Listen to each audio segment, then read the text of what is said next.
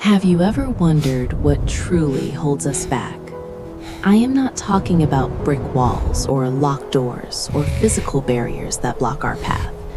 I am talking about the invisible limits, the chains that we cannot see, but we can feel the heavy weight of them pressing down on our chests every single morning when we wake up. I ask this because when I first encountered this horse, I didn't see a symbol of unbridled freedom or wild power. I saw a reflection of myself. And perhaps if you look closely, you might see a reflection of yourself in him too. He was standing there in the middle of a vast open field. The early morning mist was clinging to the ground, wrapping around his legs like a ghost. His muscles were carved from stone, every fiber rippling with potential energy, a biological machine perfectly designed by nature to conquer speed. But he was standing still, completely frozen. He wasn't tied up, there was no rope around his neck, there was no fence encircling him. Ahead of him lay miles of open green space, stretching all the way to the horizon where the earth meets the sky. But he remained rooted to the spot, his head lowered, his breath visible as heavy white steam in the freezing air. Why didn't he run? Why did he choose to stand in the shadows and the cold when the sunlight was waiting just a few hundred yards away? I stood there watching him for a long time, and my patience began to turn into frustration. I wanted to scream at him. I wanted to yell, "Run! What are you doing? You were born to run. Go!" But then the shout caught in my throat, because I realized with a sinking feeling how many times I have stood exactly like that in my own life. We often think that we need permission to change. We wait for a sign, for a perfect moment, or for someone to come along and unlock the cage for us. But the brutal truth is this: the cage is usually unlocked. The door has been wide open for years. The only thing keeping us inside is the memory of the cage. This horse had likely known captivity. He had known the feeling of a bridle, of a command, of limits set by others. He had internalized that confinement so deeply that even when freedom was staring him right in the face, he didn't believe he had the right to touch it.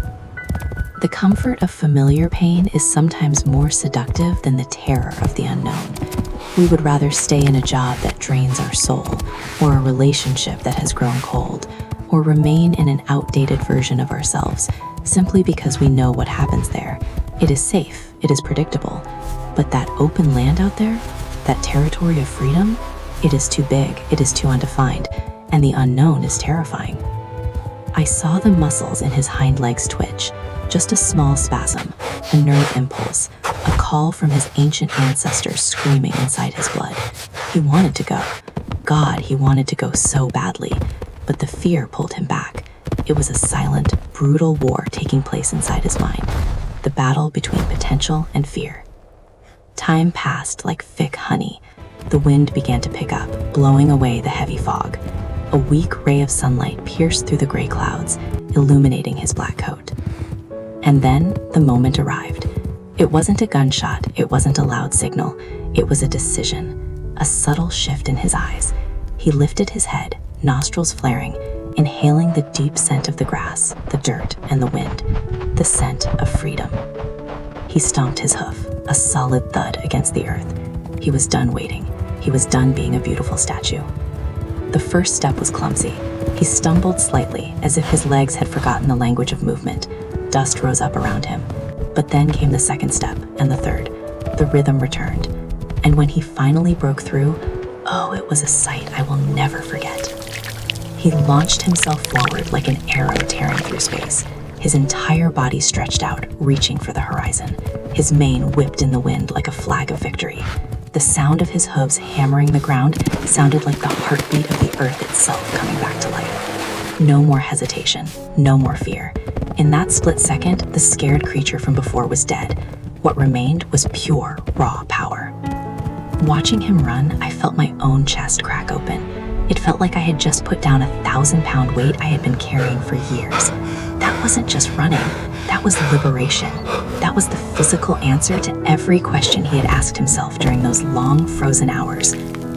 He wasn't running to reach a destination. He was running because he could. He was running to remind himself that he was alive, that he was strong, and that he was the master of his own fate. The fences in his mind had collapsed, and as he galloped away, becoming a small, proud silhouette against the rising sun, I understood the lesson he left behind. We spend our entire lives building fences around ourselves. We fence ourselves in with self-doubt, with the criticism of others, with our past failures. We convince ourselves that standing still is safe and that taking a risk is foolish. But let me tell you something, that safety is a lie. Standing still isn't safety. Standing still is slowly sinking into oblivion. If you are listening to this right now and you feel stuck, if you feel like you have wings but you are afraid to fly, or powerful legs but you are afraid to run, remember this horse. The chain holding you back, it isn't real. The cage door is open, and the field is waiting for you. Will there be fear? Yes. Will you stumble? Absolutely. But the feeling of the wind on your face, the feeling of your heart pounding in your chest from excitement rather than anxiety, the feeling of realizing your true power, that is worth more than any fake safety you are clinging to. Stop waiting for permission. Stop waiting for the perfect time. The perfect time is right now. Take a deep breath, look your fear in the eye, and then run. Run like your life depends on it, because in a way, it actually does. Don't just exist as a statue. Live as a storm. Run.